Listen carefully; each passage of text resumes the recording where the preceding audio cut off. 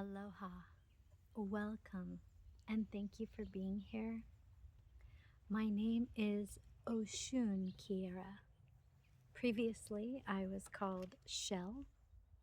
Shell was an abbreviation for the birth name that I received, which was Michelle. It was a name that I never enjoyed. I never resonated with it. I've had too many nicknames throughout my life to recall them all. And so, just recently, I crafted, with the help of someone who's an expert in a unique numerology system named Psio. I'll share his information below. I used his assistance to craft my soul name, the name that wanted to come through me, this name that just resonates with who I am. So allow me to reintroduce myself. I am Oshun Kiera, and I am tuning in today from outside of my art studio in the foothills of Northern California. And it's May Day. Blessed May Day. Blessed Beltane. I didn't know of Beltane growing up, and I've just recently learned that my paternal ancestry comes from Scotland.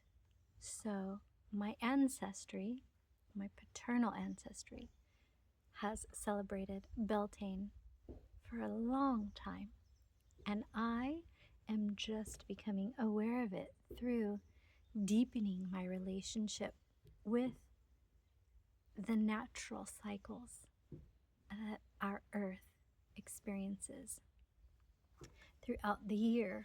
This is also considered a cross-quarter day. It is the midway point between spring and summer. And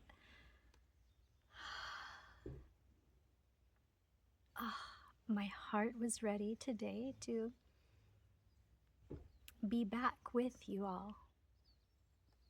It was a very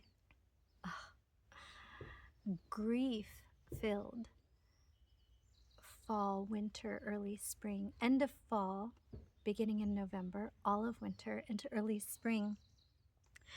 I was in a very deep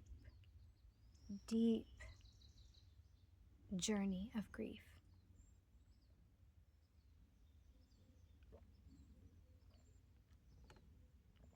And I was also divinely aligned. As difficult as it was, as painful, as much as it felt like death and dying,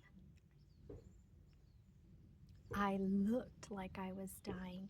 I felt like I was dying.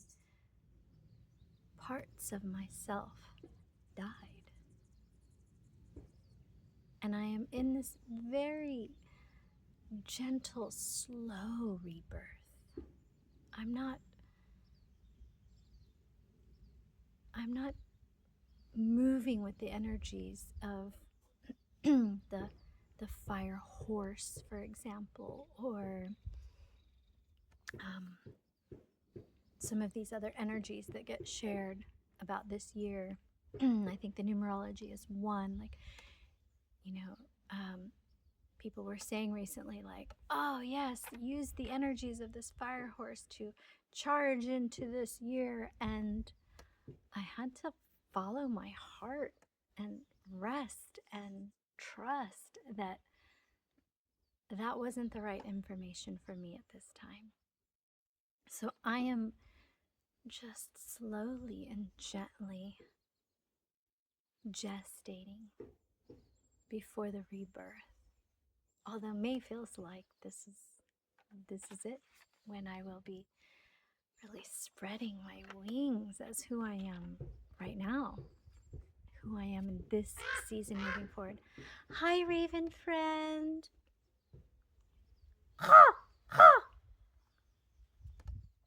I believe his partner is nesting because they are usually always here as the pair.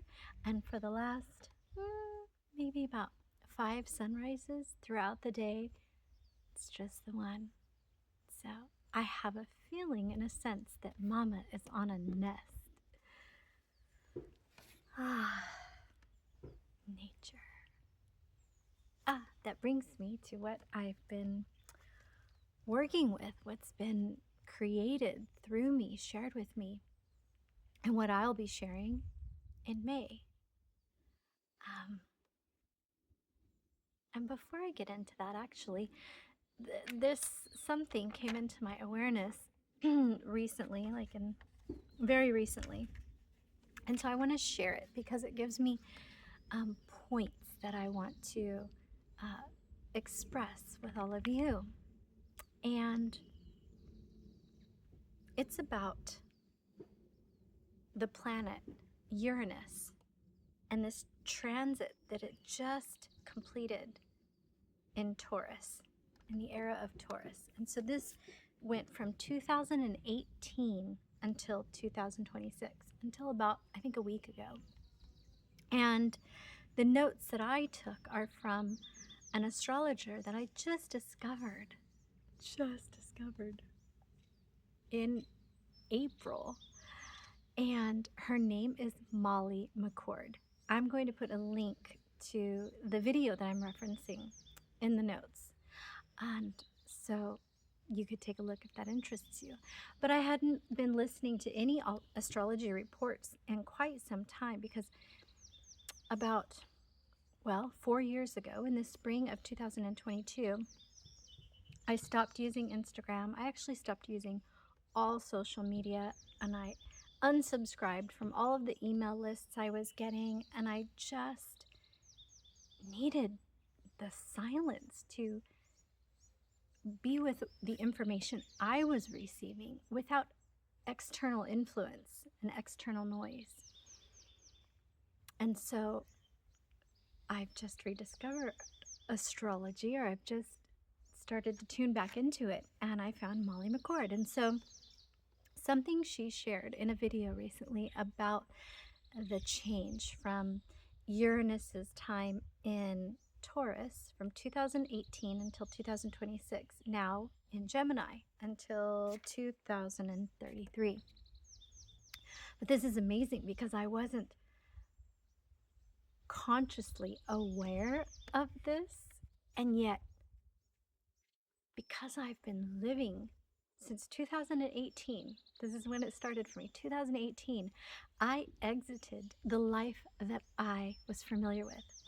I quit my job, quit my career, I gave up my personal possessions and belongings. I left the town I had lived in from birth to 41 years, and without a clue what was going to happen, I just went on like a spiritual vagabond journey. And so I was excited to hear that Uranus, this planet, it's related to unpredictable change, to drastic change, to rebellion and reformation. And Taurus being a very earth sign, there were 3 points in this 8-year transit that many of us were consciously or unconsciously experiencing. And our level of participation would depend on that, right? Whether we were following our intuition or continuing to let the mind guide patterns and behaviors based on what's familiar, what feels safe. Such a silly thought, right? The mind doesn't know what's safe. The gut does. The intuition does.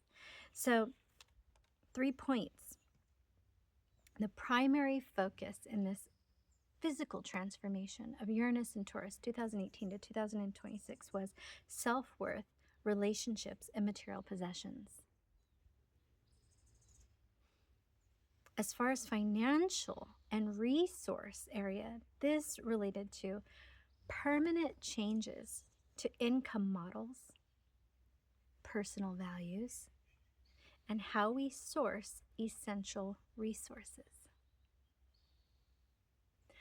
Let me tell you about the discomfort of this learning 8-year transit for me, because I went from a 6-figure career to having no income for 8 years. I mean, sure, I would serve as an oracle and do a little bit of session work, but all along I was being guided that I wasn't to work. And so I was living in this trust that whatever I needed would be provided, and it would. Like, for example, the day before we flew to Fiji, we were in Fiji for like 3 months last summer. And the day, either 1 or 2 days before we left, I got hit up for in-person session work. So I made a house call and went to serve as an oracle nearby and had some extra cash in my pocket. And that is how it's been for me these 8 years. It hasn't been, I haven't known I would have an income. There hasn't been anything steady about how money has come in or out of my life. It's been this trust that I've had to develop, that as long as I was following my inner guidance with the intention that I was serving the greatest good of all of life in this experience I was in, to better know thyself, to be the truth seeker, and come to really live in my purpose, my highest purpose, my soul mission. Yeah, there were times where I was like, wow, okay, I've got $100, like trusting it's all gonna work out. And the next thing you know, I'm like, wow, I have $1,000. I'm so wealthy. And then, it just went like this for 8 years of, I don't know where it's going to come from. I don't know how much it's going to be. I don't know what it's going to look like. It might not even be cash. It might be some other exchange of something, but I know I'm divinely provided for when I am living in my soul's purpose. So I have been quite abundantly, actually, because even when I had $100, I was like, wow, I actually still feel like the wealthiest that I've ever felt in my life. More so than when my salary was over 6 digits. So number 2, the point of number 2 in this transit is body and earth realignment. Deeper focus on physical health, food quality, and establishing a simpler lifestyle. So again, wow, I didn't even know that this was what we were all collectively being given the opportunity to experience transformation in this arena of life. But I radically changed how I eat, what I feed myself, what I take in, and I haven't been totally integral the whole 8 years with it, right? I've had times where I've gotten back into a 1 cup of coffee a day addiction. And I say addiction because coffee's acidic.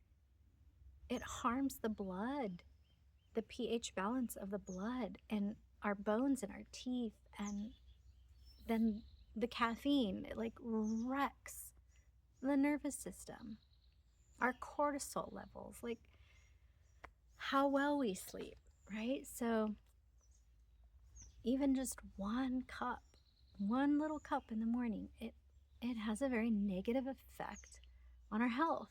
And so, hey, if you love your coffee, I'm not telling you not to have it. I'm just saying that I have not been completely integral in 8 years. I've gone through stages where for 6 months I'm drinking coffee again, and then I'm like, oh my god, my adrenals are so burnt and I'm not sleeping well again, and then I'll, go almost a year without it, and then something happens and I'm like, oh, it smells so good, I'll just have a little. And so there's that. But I mean, oh my gosh, let's all give ourselves credit for what we have done in this section of change, because I was an alcoholic by the time I was 10. I was going to AA meetings at 13, and I continued to drink until I was still an alcoholic at 40. So, to have these little tiny cycles that I go through with a cup of coffee a day, not giving myself too hard of a time there. I've also really cleaned up how I eat.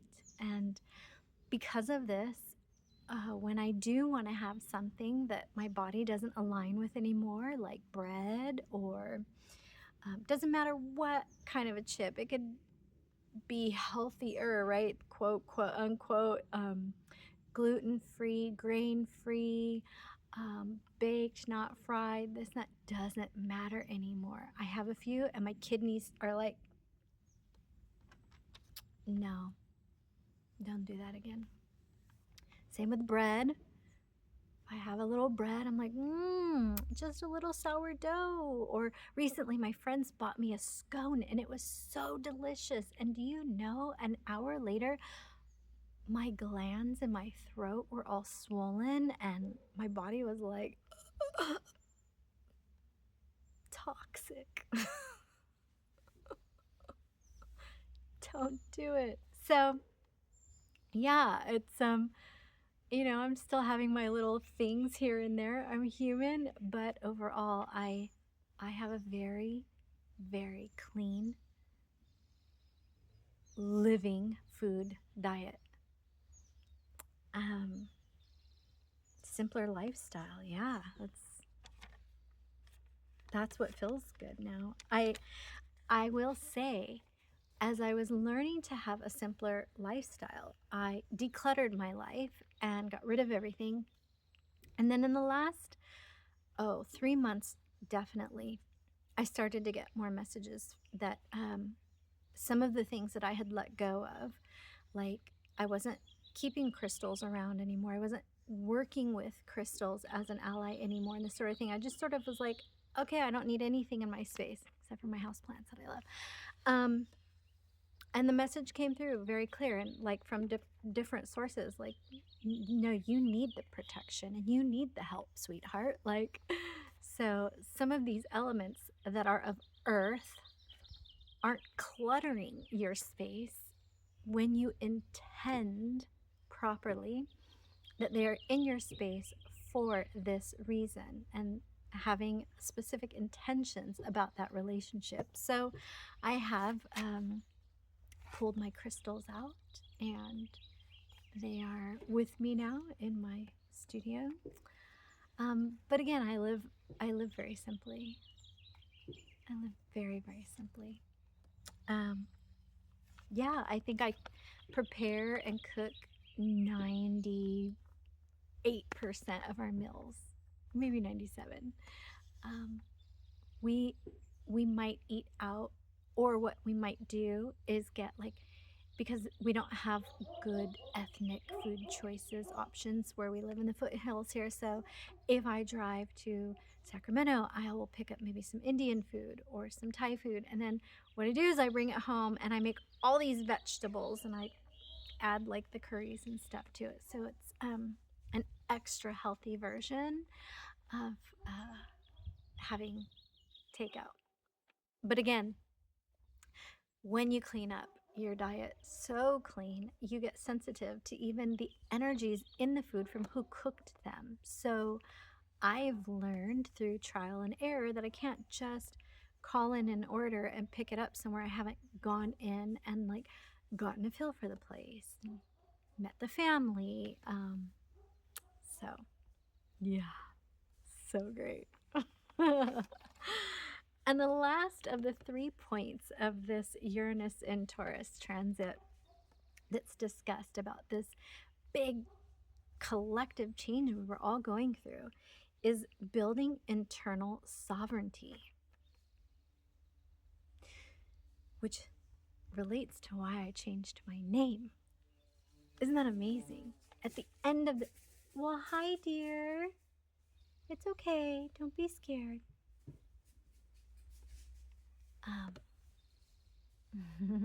She shook her little tail at me. Okay. um, yes, building internal sovereignty. So the name that I was given at birth, if my middle name and my last name were hyphenated, it created enough protection for the energy that I am, right? Because our name is like a vessel for our soul. So we've got an energy, a soul energy, and then our name has an energy, and that's kind of like a vessel for our soul. And my name was very vulnerable. And throughout my life, even though I was always in the last 4 years strongly, in the last 4 years, very strongly, it has been my intention to build my sovereignty. And yet I was still so vulnerable. And as a psychic, intuitive oracle, vulnerabilities are draining. So, my name, Oshun Kira, is coded and designed to be that protective, sovereign energy. So, what you might have experienced in this transit from 2018 to 2026 was this moving from external attachments to an unshakable internal core power that survives loss.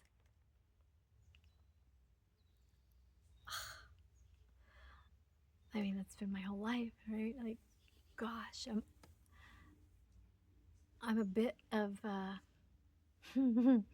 I've got some gnosis, okay, some lived wisdom and experience with loss because I have been practicing non-attachment because of the loss I have experienced from very early in life. And in these 8 years, most recent 8 years, I had really big losses. Like my second pregnancy in life, you know, Deshaun is my first pregnancy. I was 18 years old. That was 1995. And then at age 46, 2 years ago, I got to experience pregnancy, like intended pregnancy and unexpected loss. And what I have just come through, this huge grief that I've come through at the very end of this Uranus transit, was the ending of a relationship with a parent who was harmful and narcissistic. So it was a really big loss because I now don't have parents in the earth physical world. Luckily for me, I know my godparents now. I know that I am always held and supported and loved by my original godparents who are always with me. But my mother, she transitioned and she had her crossover day on May 31st, 2008. That's 18 years ago this month, which brings me to why I'm feeling so in my heart this invitation to have the beginning of what I'm sharing birth, like come to life. It's creation day, be May 31st, 2026. Because it is the day of my mother's crossover. And that is such a profound day for me, because it was in that loss, the loss of my mother, that my life shifted, that I decided, like, I need to know what this human experience is about. I need to know that our souls are not complete with each other, that we're eternal.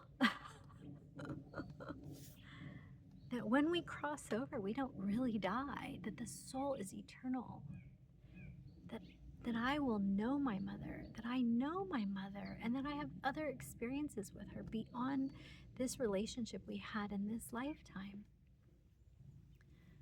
So her crossover was a birth for me.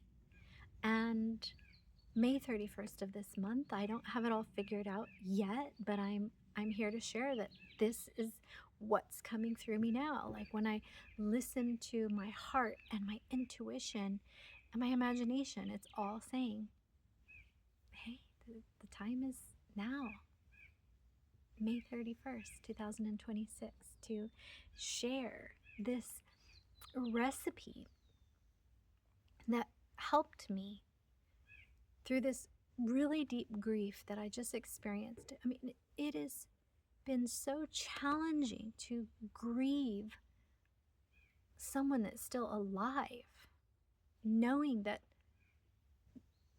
this relationship is so harmful to who I am. It doesn't honor me. It can't even see me. So it's not allowed near me. So it was a really big, painful grief. And this recipe came to me during this time to help me to honor and let myself be in the death and be in the pain and be in the sorrow and have joy. I mean, I've got a beautiful grandson who's like a year and 5 months now. So being able to hold both, being able to have that joy and hold the joy and the love and the gratitude for this young, fresh life, this grandbaby, and honor, I was grieving and have heartache and pain and sorrow and the anger and all the things that I felt that were a part of my grief. I held my first grief ceremony here. It totally magically started to rain as we had it. We built a big bonfire down there and we had to put rain gear on. It rained on our grief ceremony. It was so perfect. So I've got this recipe that I want to share that really helps people to experience more of their own magic through movement, voice, and involving intuition, imagination, and intention. So, more about that coming.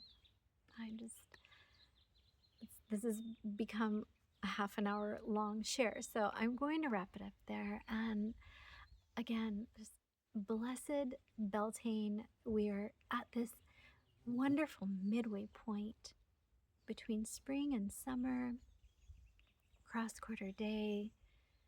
How does that feel to you? What does that feel to you?